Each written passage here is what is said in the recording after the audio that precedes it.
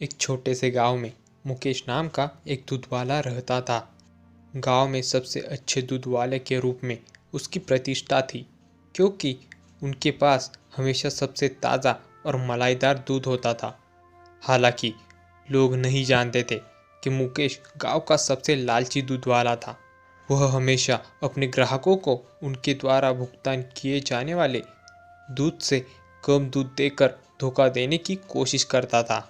एक दिन अंजलि नाम की एक लड़की मुकेश के पास दूध लेने गई। जैसे ही वे मुकेश के घर के पास पहुंची, उसने उसे अपने सहायक रामू से बात करते हुए सुना।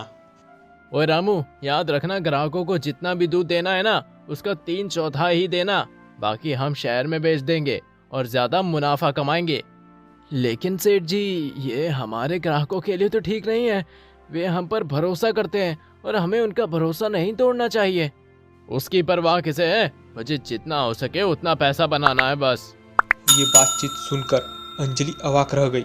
उसे विश्वास नहीं हो रहा था कि जिस पर उसे ताज़ा दूध देने का भरोसा था, वो वास्तव में उसे धोखा दे रहा था। मुकेश, तुमसे ये उम्मीद नहीं थी।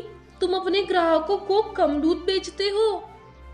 क्या? नहीं नहीं नहीं नहीं नहीं, आप गलत समझ रहे हो। हम हमेशा अपने ग्राहकों को सही मात्रा में दूध देते हैं। तुमने अब जो कहा वो सब मैंने अपने कानों से सुना। तुम उन सब ग्राहकों को धोखा दे रहे हो जो तुम पर भरोसा करते हैं। ठीक है, तुमने मुझको पकड़ लिया, लेकिन यह सिर्फ थोड़ा सा दूध है। ऐसा नहीं है कि हम किसी को लूट रहे हैं। इससे कोई फर्क नहीं पड़ता। तुम हमें धोखा दे रहे हो और यह सही नहीं है। मैं इस बारे में गांव में सबको बताने जा रही हूँ। अरे रुको रुको रुको, कृपया ऐसा मत करो। मैं वादा करता हूँ कि मैं आपसे अपने ग्राहकों को धोखा नहीं दूंगा। मैं एकदम सही से उनको दूध दिया करूंगा। ठीक है मुकेश, लेकिन बेहतर होगा कि तुम अपना वादा निभाओ।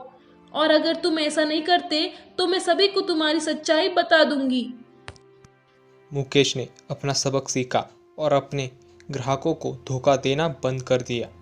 उन्होंने महसूस किया कि ईमानदारी सबसे अच्छी नीति थी और वे सच्चा होकर अधिक सम्मान और विश्वास अर्जित करेंगे। दिन बीतते गए।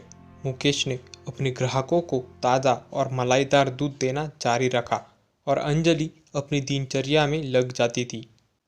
हालांकि जैसे जैसे समय बीतता गया, अजीब चीज़ें होने लगी। ग्राहकों ने शिकायत करना शुरू कर दिया कि उनके दूध का स्वाद फीका पड़ गया है और वह पहले जैसा ताज़ा नहीं लग रहा था। मुकेश ने उसे आश्वासन देने की कोशिश की कि दूध अभी भी उच्चतम गुणवत्ता का है, लेकिन वे शिकायतों की बढ़ती संख्या से इनकार नहीं कर सका। एक दिन अंजलि मुकेश के घर दूध लेने गई। जैसे ही वे पास आई, उसने देखा कि दरवाज़ा थोड़ा सा खुला हुआ था। फिर उसने अंदर झांका। उसने देखा कि मुकेश और रामू दूध के खाली बर्तनों में पानी भर रहे थे और उसके ऊपर दूध की थोड़ी सी मात्रा डाल रहे थे ताकि वे सफ़ेद हो जाए। अंजलि क्रोध और घृणा से भर गई। उसे यकीन ही नहीं हो रहा था कि मुकेश बदलने का वादा करके भी फिर से अपने पुराने रास्ते पर चल रहा था। वे जानती थी कि उसे एक बार फिर से उसे रोकने के लिए कुछ करना होगा। अंजलि ने मामले को अपने हाथ में लेने का फैसला किया। उसने चुपके से मुकेश की कपटपूर्ण प्रथाओं का सबूत इकट्ठा किया और उसकी रिपोर्ट करने के लिए ग्राम सभा में गई। परिषद ने मुकेश, रामू और अंजलि के साथ बैठक बुलाई। मुकेश ने आरोपी होने से इनकार करने की कोशिश की, लेकिन सबूत पेश किए जाने पर वो टूट गया और अपना अपराध कबूल कर लिया। परिषद ने मुकेश को गांव में दूध बेचने पर प्रतिबंध लगाने और अपने ग्राहकों से चुराए गए सभी पैसे वापस करने का आदेश देकर उसे दंडित करने का निर्णय लिया।